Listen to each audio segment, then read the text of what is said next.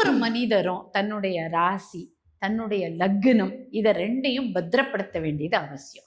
ஏன் ராசி அப்படின்னா, ராசிங்கிறது என்னன்னா அவரவர்கள் ஜாதகத்தில் சந்திரன் நின்ற ராசி தான் அவங்களுடைய ராசி.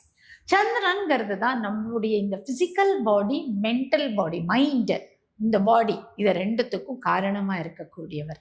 லக்னம் அப்படிங்கிறது என்னன்னா, நாம் இந்த உயிரானது உடலோட அந்த எடுத்துண்டு இந்த பூமியை தொடரும்ல, அந்த நேரம் வர பாயிண்ட்.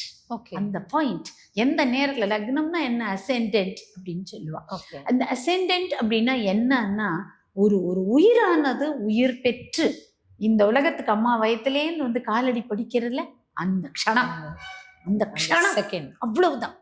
நானோ செகண்ட்ஸ். ஓகே, செகண்ட் கூட நானோ செகண்ட்ஸ்.